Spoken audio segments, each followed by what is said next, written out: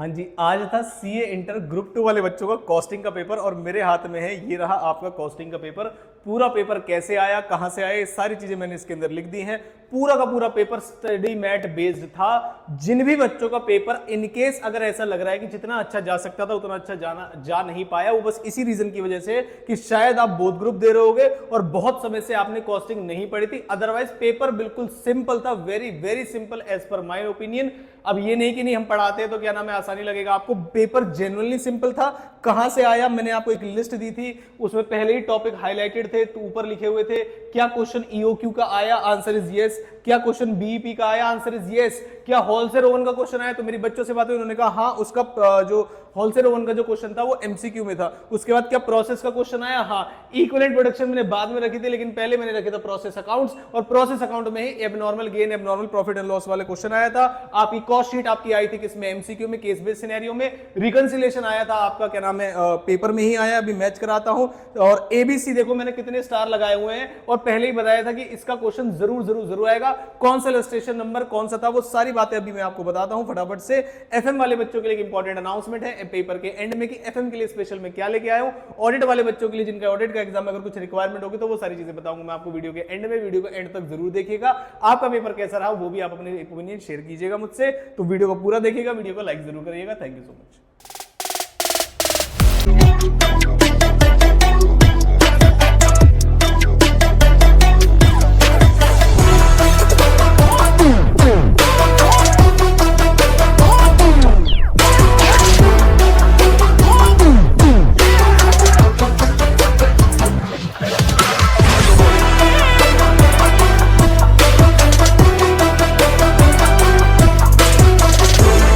अब मैं आपको एक एक क्वेश्चन को दिखाता हूं कि क्वेश्चन कहां से आया। सबसे पहला क्वेश्चन था हमारा मटेरियल चैप्टर से, जैसा कि आपको दिख रहा होगा। और मटेरियल चैप्टर में भी क्वेश्चन था आपका ईओक्यू, क्वेश्चन था आपका रीऑर्डर लेवल, और क्वेश्चन था आपका डिस्काउंट।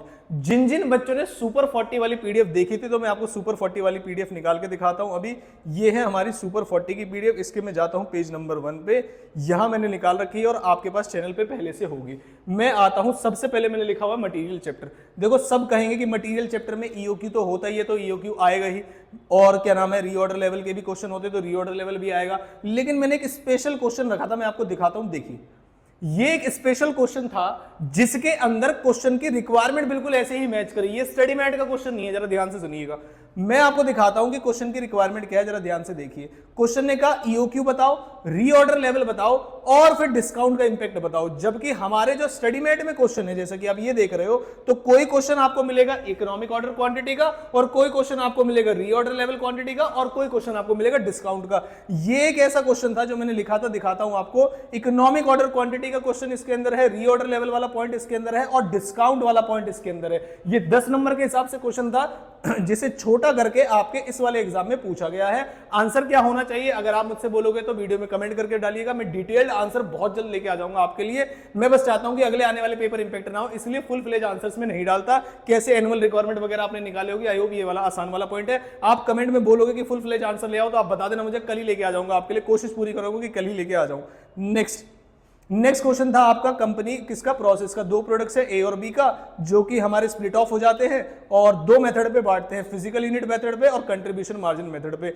ये आपका जॉइंट एंड बाय प्रोडक्ट का एक चैप्टर है आपके सिलेबस में, जिसके अंदर स्टडी मटेरियल के अंदर दिखाता हूं मैं आपको। ये इलस्ट्रेशन 3 है, ये रही इलस्ट्रेशन 3।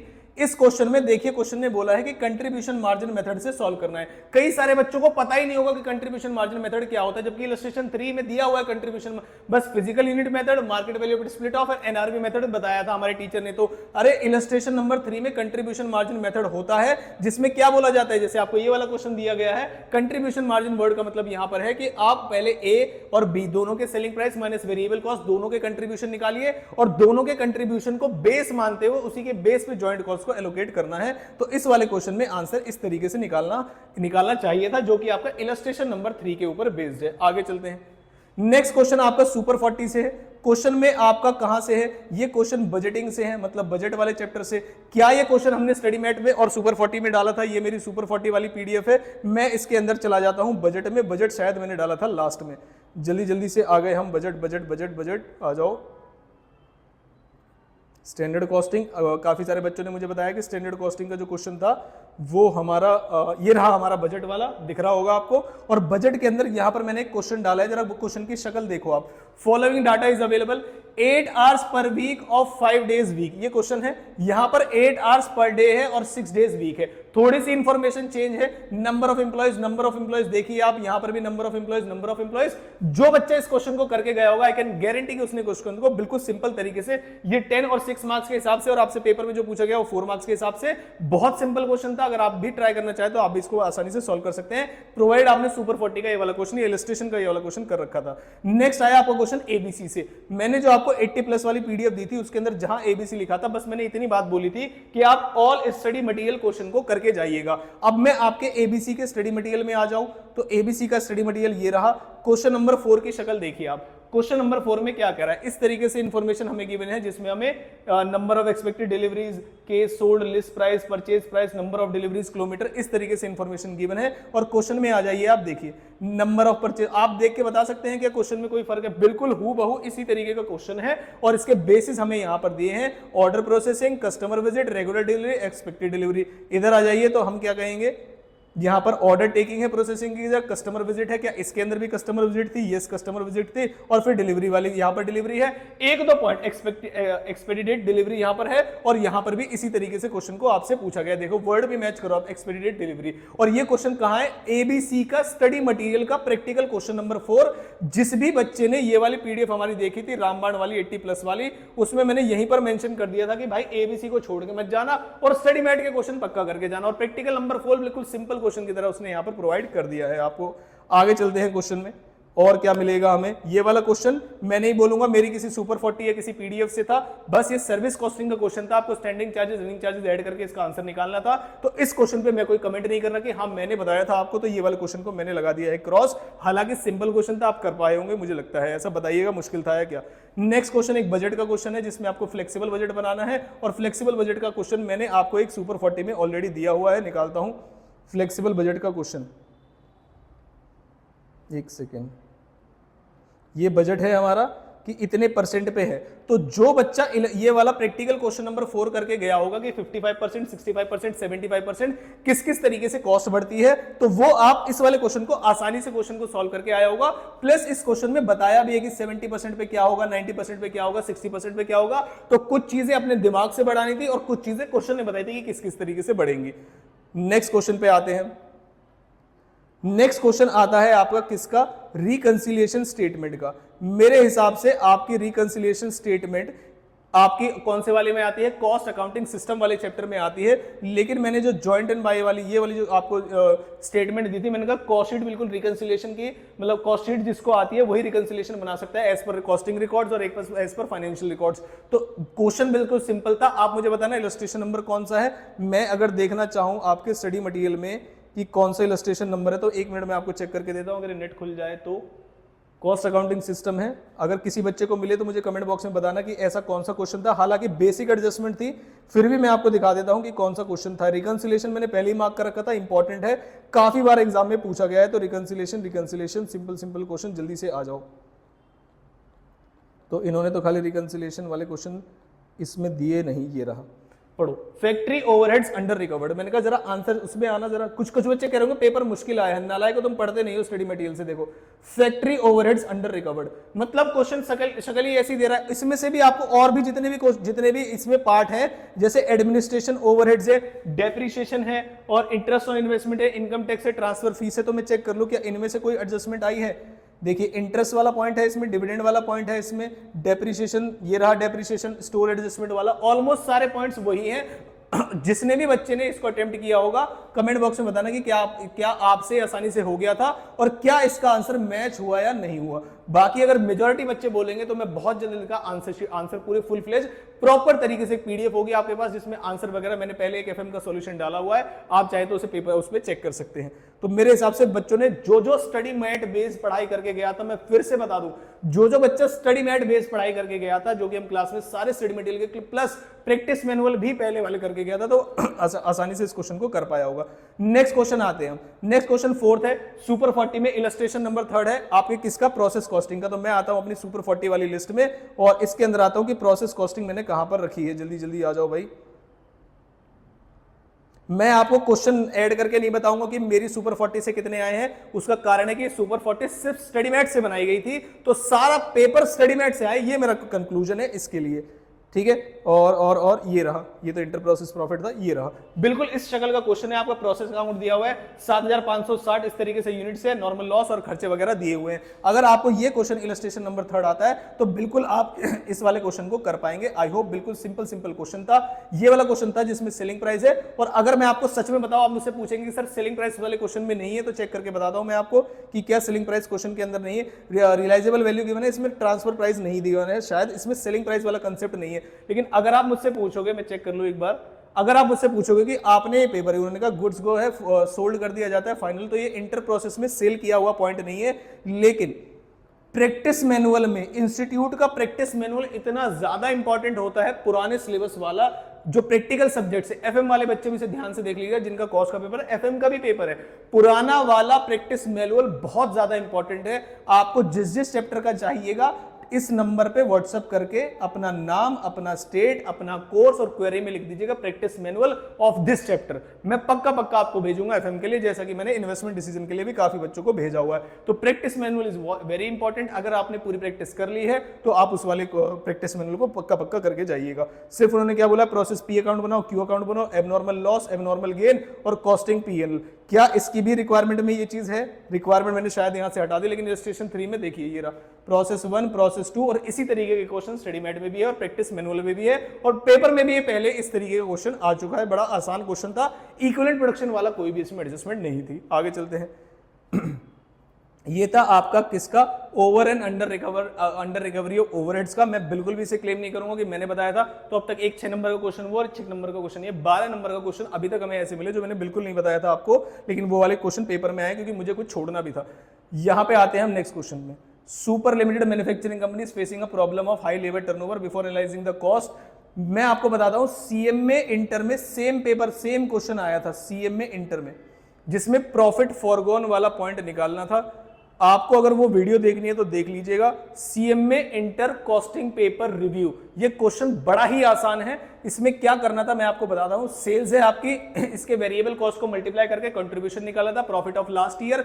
फिर इसमें 5 लाख घंटे नॉर्मल है, जिसमें से 60,000 और ट्रेनिंग न्यू रिक्रूट्स को जाते हैं, कोई प्रॉब्लम वाली बात नहीं है। आउट ऑफ विच 40,000 अनप्रोडक्टिव थे।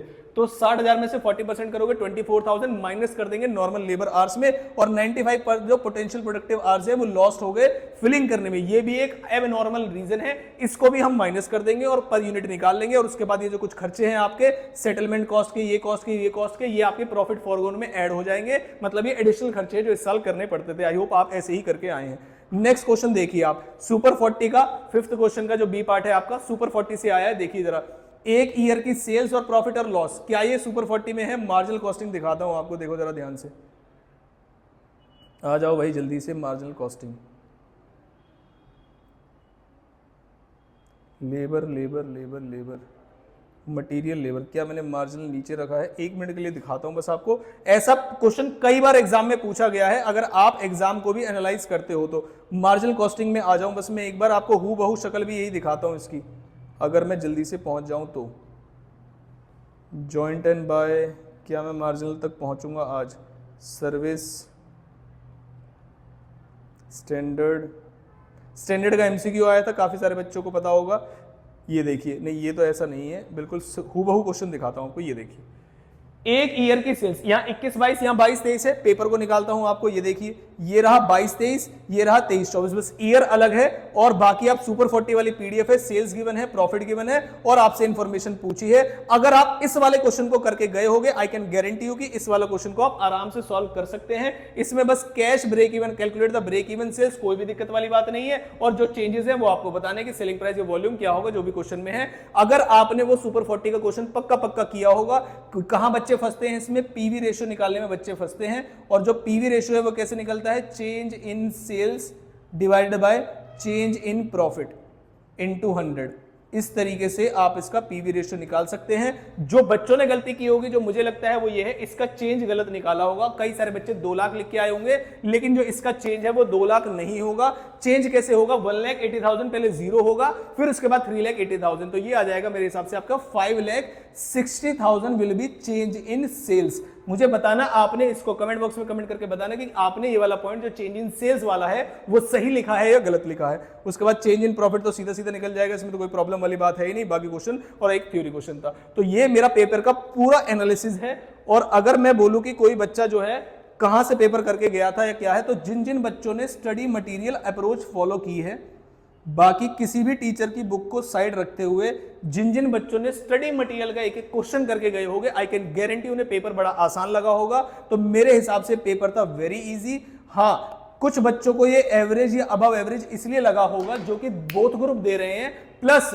3 दिन जो अभी 3 पेपर गए इसकी 1 महीने से तैयारी कर रहे थे और 1 महीने पहले कहीं कॉस्ट उठा के देखी थी, उन बच्चों का पेपर उतना एफिशिएंट नहीं गया होगा। लेकिन आप लोग भी मेरे से एग्री करेंगे कि सर पेपर में उतना दम नहीं था। जो भी ग्रुप 2 वाले बच्चे इसको देख रहे हैं, जिनका ग्रुप 1 दिया गया है, तो बस उन्हीं बच्चों को पेपर में थोड़ी सी डिफिकल्टी आई होगी, क्योंकि प्रैक्टिस आउट ऑफ प्रैक्टिस हो गए थे, एक्यूरेसी कम रही होगी। बाकी क्वेश्चन पढ़ के आपको यह समझ में आ गया होगा कि हाँ, अगर तैयारी थोड़ी सी और अच्छी होती तो हम इस पेपर को बहुत अच्छे तरीके से दे के आ सकते थे। जिन भी बच्चों का पेपर बिल्कुल बहुत ही ज्यादा खराब चला गया है, अगले सेशन के लिए मैं आपकी तैयारी करने के लिए बिल्कुल तैयार हूं। एक एक चैप्टर, एक एक क्वेश्चन, सब चीज कराई जाएगी।